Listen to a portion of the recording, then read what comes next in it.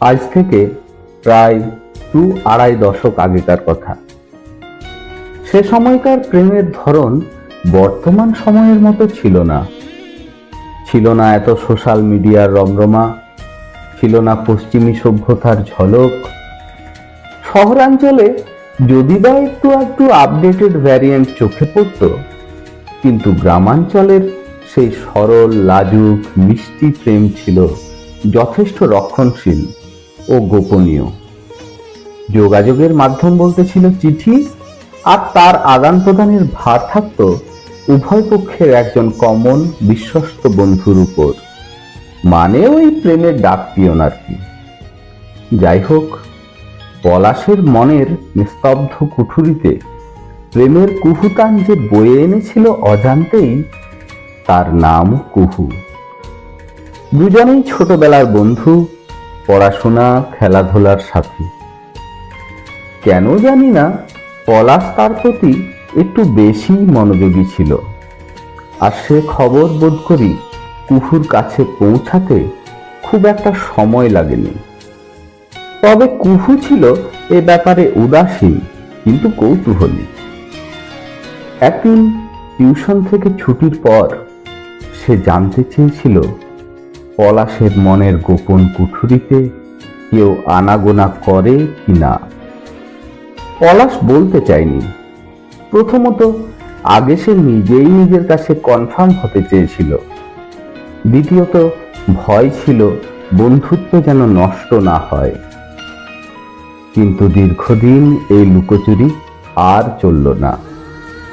তাই পলাশ ঠিক করল এবার সে কুহুকে তার মনের কথা জানাবে। কিন্তু কিভাবে? ভাবতে ভাবতে সে একটি চিরকুটে লিখে ফেলল কয়েকটি লাইন।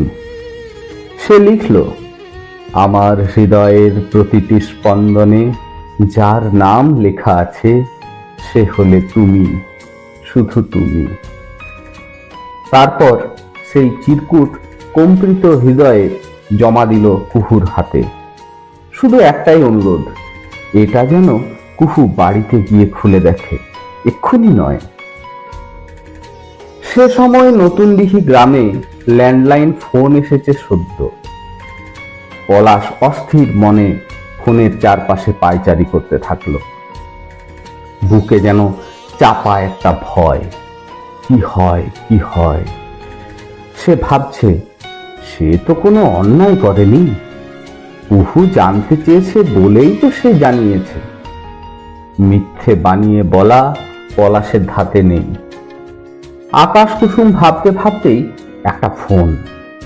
পলাশ দ্রুত ফোন তুলল। ওপার থেকে একটি কণ্ঠ এলো, আমি এটা আশা করিনি, এটা সম্ভব নয়। ফোন কেটে গেল। পলাশ সেই প্রথম বিরহের অনুভূতি পেল। সে ঠিক করল সে কুহুর কাছে ক্ষমা চেয়ে নেবে। কিন্তু তার সুযোগ আর হলো না। তাদের মধ্যে কথা বলা বন্ধ হলো। টিউশনও সে আর এলো না। পলাশ দিনের পর দিন কুহুর প্রত্যাখ্যানের আগুনে পুড়তে থাকলো। আর তার প্রেম সেই আগুনের তাপে নিখাদ সোনা হয়ে উঠতে লাগলো। এরপর মাঝের অনেকগুলি বছর কেটে গেল।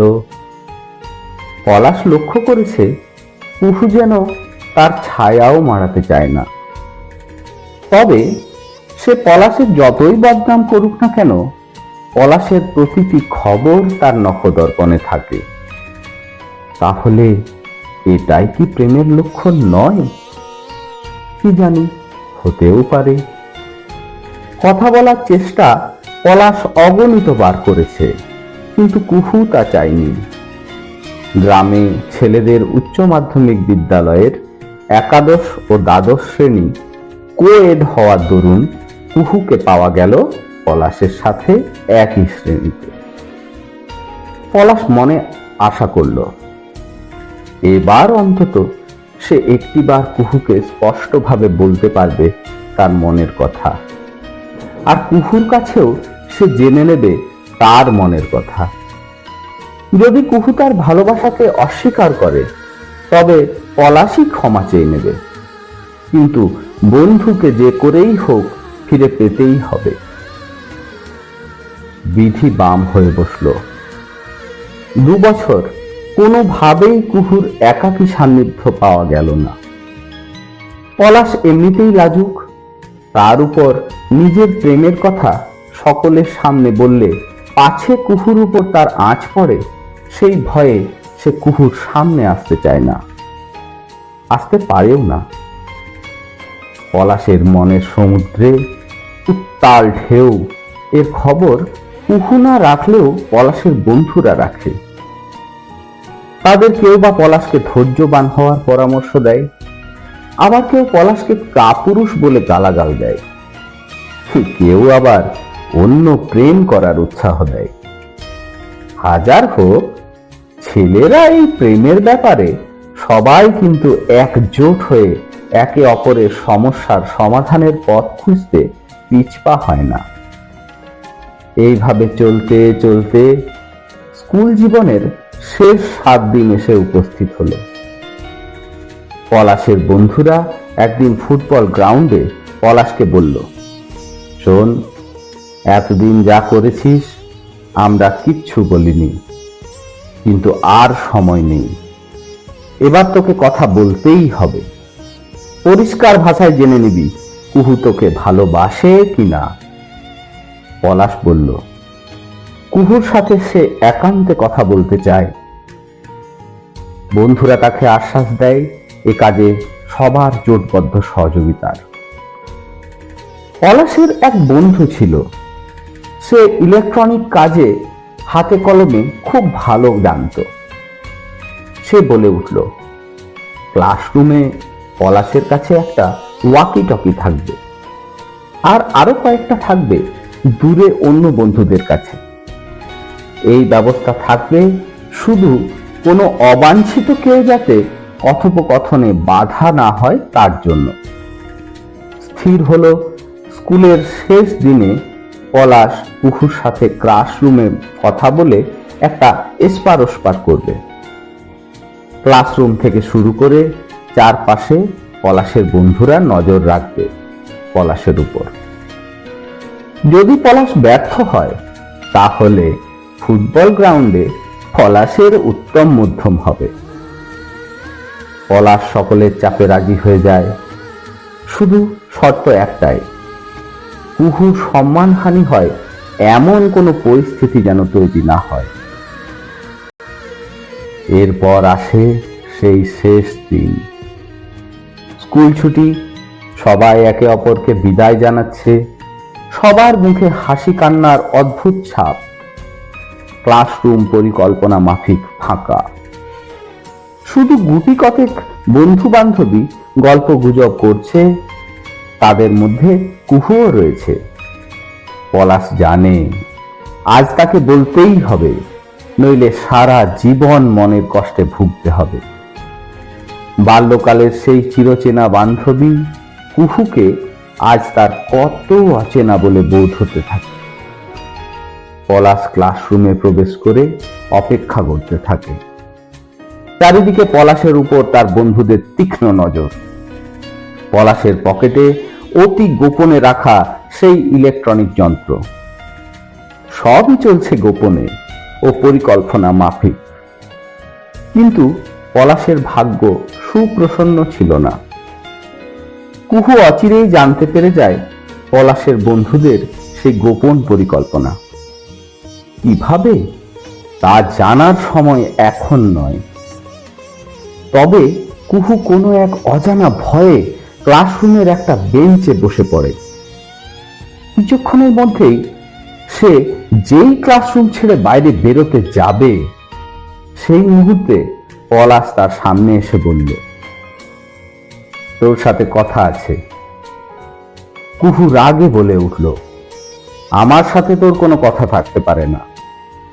এই বলে সে সোজা বাড়ির দিকে পা বাড়ালো। তার বান্ধবীদের কয়েকজন তাকে সঙ্গ দিল। পলাশ চুপ করে অপরাধীর মতো দাঁড়িয়ে রইল।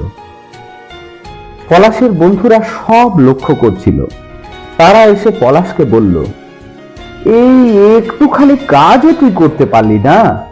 এখনো সময় আছে, কথা বল যা। পলাশ দৌড়ে গিয়ে তার সাইকেলটি নিয়ে স্কুল থেকে বের হলো।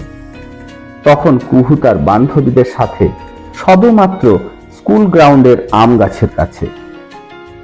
পলাশ তাদের সামনে দাঁড়ালো। নির্ভয়ে কুহুর হাত ধরে বলল, একটু সময় চাই, কথা আছে। এরপর কখনো আর তোর সামনে আসবো না। কুহু বলল, আমি কথা বলতে চাই না, এটাই আমার শেষ উত্তর। পলাশ বলল, আমাকে ভুল ভাবিস না, আমি তো শুধু তোর কাছ থেকে জানতে চেয়েছি যে তুই আমার সম্পর্কে কি ভাবিস। কুহু খুব ভয় পেয়েছিল, যদি রাস্তার কোনো পরিচিত কেউ দেখে ফেলে তাহলে সে বিপদে পড়তে পারে। সে ভেজা চোখে বলল, আমি কোনো কথা বলতে চাই না, আপাতত বাড়ি যেতে চাই। কুহুর ভেজা চোখ দেখে পলাশ তাকে রাস্তা ছেড়ে দেয়। নির্বাক চোখে ভাবতে থাকে, যাকে এত ভালোবাসি তাকেই আজ কাঁদিয়ে ফেললাম, যার জন্য নিজের জীবন পণ করতে পারি আজ তাকেই কষ্ট দিয়ে ফেললাম। এই 7-5 ভাবতে ভাবতেই তার চোখে জল এসে যায়। ততক্ষণে পলাশের বন্ধুরা এসে হাজির। তারা এতক্ষণ দূর থেকে মজা নিচ্ছিল। সব জানার পর তারা পলাশের প্রতি বিরক্তি প্রদর্শন করে। পলাশ শুধু একটাই কথা বলল, আমি তার চোখের জলের কাছে আত্মসমর্পণ করলাম। বন্ধুরা পলাশের কষ্টে সমব্যথী হয়। সবাই আপন আপন বাড়ি ফিরে যায়। হাজার চেষ্টার পরেও পলাশ নিজের মনের কথা তার মনের মানুষকে জানাতে ব্যর্থ হলো। এটা সে মেনে নিতে পারল না। দিন কয়েক পলাশ বাড়ির বাইরে পা দিল না। ক্রমে ক্রমে সে শুনল, কুহু নাকি তার বান্ধবীদের কাছে বলেছে পলাশ অতি দুশ্চরিত্র ছেলে। সে কুহুকে অপদস্থ করতেই নাকি এসব পরিকল্পনা করেছিল। সে পলাশের মুখ দর্শন করতে চায় না। গ্রামের গর্ব পলাশ এক লহমায় কুহুর চোখে অপরাধী বনে যায়। এরপর যত দিন যায় দুজনের মধ্যে দূরত্ব আরো আরো বাড়তে থাকে। কুহু উচ্চ পড়াশোনার জন্য অনেক দূরে চলে যায়, আর পলাশ সেও পড়াশোনা চালিয়ে যেতে থাকে। বসন্ত আসে আর যায়। যে বসন্ত একদিন প্রেমের রঙে পলাশকে রাঙিয়ে দিতে চেয়েছিল, সেই বসন্ত পলাশকে প্রস্ফুটিত না করেই ফিরে যায়। যে কুহুর কলতান পলাশকে আরো রাঙিয়ে তুলতে পারত, তা যেন নিঃশব্দে ধীরে ধীরে পলাশকে বিবর্ণ করে তুলতে উদ্যত হয়। পলাশের বুক জুড়ে বিরাজিত হয় অন্তহীন এক সুপ্ত বসন্ত, যার মধ্যে চাপা থেকে যায় পলাশের বিবর্ণ হয়ে যাওয়ার অলিখিত গল্প, পলাশের জীবনের এক নিষ্পাপ করুণ অধ্যায়। বসন্ত সুপ্ত হলেও তা ক্ষণিকের। সময় এলেই সেই সুপ্ত বসন্ত প্রস্ফুটিত হয়। ধৈর্যের পরীক্ষা তো সর্বশক্তিমান ঈশ্বরকেও দিতে হয়েছে বারে বারে। তাহলে আমরা কেন সেই পরীক্ষা দিতে বারবার পিছিয়ে আসি? সেই প্রশ্নই আজ রইল শ্রোতা বন্ধুদের কাছে। নমস্কার, আমি প্রকৃতি প্রেমিক। এতক্ষণ আপনারা শুনছিলেন গল্প সুপ্ত বসন্ত। আবার ফিরে আসবো অন্য গল্প নিয়ে। আপাতত সকলকে ধন্যবাদ জানিয়ে বিদায় নিলাম।